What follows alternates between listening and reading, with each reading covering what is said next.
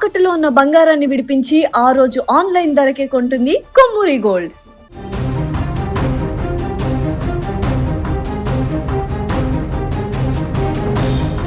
అప్పటి వరకు పెళ్లి బాజాలతో సంతోషంగా ఉన్న ఇంట్లో ఆర్తనాదాలు మోగాయి. బంధువుల పలకరింపులు, నవ్వులతో ఆ ప్రాంతమంతా సందడిగా ఉంది. కానీ ఒక్క విందు భోజనం ఆ సంతోషాన్ని చిన్నాభిన్నం చేసింది. శుభకార్యానికి వచ్చిన అతిథులు ఆనందంగా ఇంటికి వెళ్లాల్సింది పోయి ప్రాణాపాయ స్థితిలో ఆసుపత్రి పాలయ్యారు. గుజరాత్, ఉత్తరాఖండ్ రాష్ట్రాలలో జరిగిన ఈ ఫుడ్ పాయిజనింగ్ ఘటనలు ఇప్పుడు దేశవ్యాప్తంగా కలకలం రేపుతున్నాయి. గుజరాత్లోని దాహూద్ జిల్లా అబ్లోడ్ గ్రామంలో నిర్వహించిన ఒక వివాహ వేడుక ఒక్కసారిగా గందరగోళానికి దారితీసింది.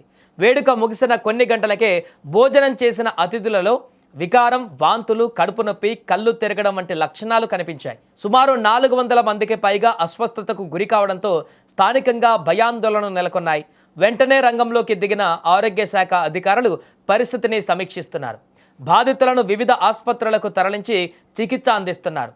ఆహార పదార్థాల నమూనాలను సేకరించి విచారణ చేపట్టారు. మరోవైపు ఉత్తరాఖండ్లోని తెహ్రీ జిల్లా బాద్ షాహిద్ ప్రాంతంలో జరిగిన వివాహ వేడుకలను కలుషిత ఆహారం కలకలం రేపింది. దర్సాల్, జుగాడ్ గ్రామాలకు చెందిన మహిళలు, చిన్నపిల్లలు ఎక్కువగా ఈ ప్రమాదానికి గురయ్యారు. వీరంతా వాంతులు, విరోచనాలు, కడుపు నొప్పితో బాధపడుతున్నట్లు వైద్యులు తెలిపారు. జిల్లా ఆసుపత్రి chief medical superintendent doctor Amit Rai మాట్లాడుతూ ప్రస్తుతం రోగులందరి పరిస్థితి స్థిరంగా ఉందని, వైద్య సిబ్బంది వారిని నిరంతరం పర్యవేక్షిస్తున్నారని తెలిపారు. కొందరు ప్రాథమిక చికిత్స అనంతరం డిశ్చార్జ్ కాగా మరికొందరు అబ్జర్వేషన్లో ఉన్నారు.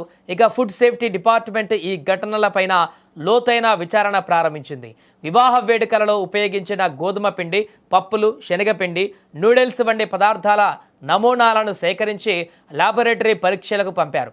నివేదిక వచ్చిన తర్వాత బాధ్యులపైన చర్యలు తీసుకుంటామని అధికారులు తెలిపారు. ఏది ఏమైనా ఆనందంగా జరుపుకోవలసిన పెళ్లి వేడుకలు ఇలా గందరగోళంగా ముగియడం నిజంగా దారుణమని చెప్పాలి.